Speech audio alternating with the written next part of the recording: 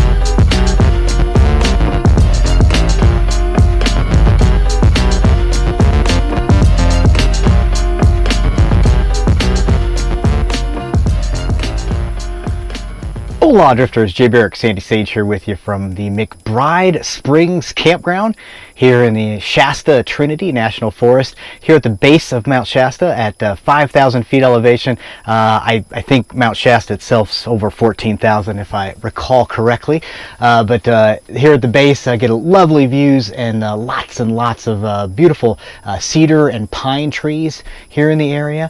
Boy, I'm loving Mount Shasta. I'd always heard good things about Mount Shasta, and just my first hour in town, I stopped at the laundromat and went across the street to the grocery there, the Berryvale grocery, and met 5 new friends just on my trip to the laundromat and grocery store. So I definitely feel at home here in the Mount Shasta area. I'm excited to get here. This is going to be the most northern portion of my journey this year. At this point I'm going to head south back down to Redding, and then over into the back into the Six Rivers National Forest where I camped last year. But I was looking forward to getting to Mount Shasta all year. I'm here. It's lovely, and it's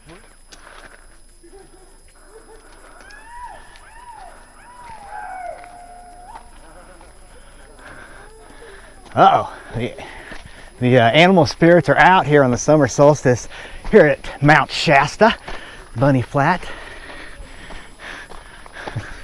Okay, so my host Jenny down at the Springs Campground, McBride Springs Campground, was recommending this trail today, and it's busy here at Bunny Flat, but it hikes up to a area called Horse Camp about 2 miles up. So that's the goal today, and hopefully at some point during this hike the clouds break away and we can get a good view.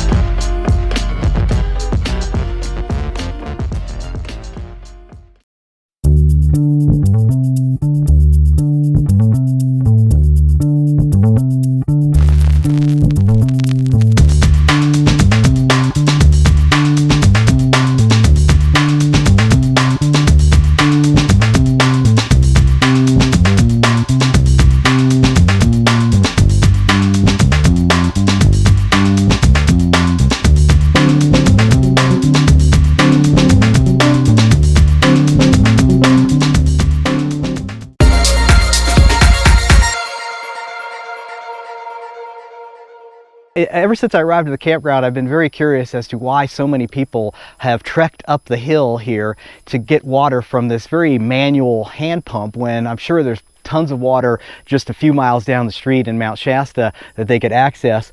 And I finally found my answer thanks to my wonderful camp host Jenny here at the McBride Springs Campground. She filled me in on the story behind the water here at McBride Springs. This water is volcanic. It is the source of the water is Mount Shasta, of course. At elevations above 7,400 is the recharge elevation for this spring, meaning this is pure snowmelt water coming out of this spring. And this water, we know by dating using tritium isotopes, we know by dating this water that the water's been underground for at least 50 or 60 years, maybe longer. As far as I know, there hasn't been any carbon dating done on the well to get a more specific age of this water, but we know that it's at least that old based on the tritium isotopes. Prior to the 1950s and 60s, where the United States and other countries started doing above ground nuclear tests, there was only 2 or 3 kilograms of tritium isotope on the planet.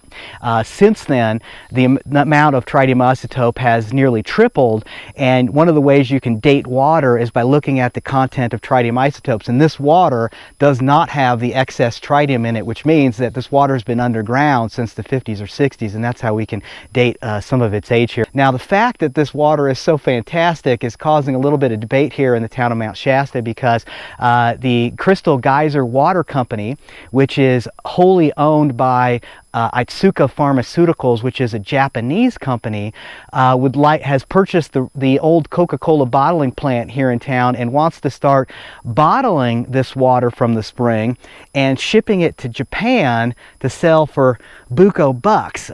Japanese are very fond of Mount Shasta. In fact, Mount Shasta's tourism, about 30% of the tourists here to Mount Shasta are of Japanese origin, so it's a very popular mountain for the Japanese. They believe strongly in the water, and they should. It is wonderful water, and they're willing to pay high prices for it, particularly when you look at the health benefits of mineral-rich water, which is what Otsuka Pharmaceuticals, their angle on it. But there is a minimum amount of water in this spring. We don't know exactly how much, but back in 2015, during the drought, these wells here started to dry up. Luckily, we've had rain and snow since then. It's filled them up, but there's not a lot of excess water in here, so the residents are obviously concerned that if they start bottling this water and shipping it to Japan, which, by the way, doesn't make any sense for a state that like California that's been in a drought and has to ration water to farmers and individuals, we really shouldn't be shipping water overseas. It just the inefficiencies of that is just crazy. But I do understand after learning about this water why it is so valuable to the Japanese and others. Pretty cool, huh? Peace, mahalo.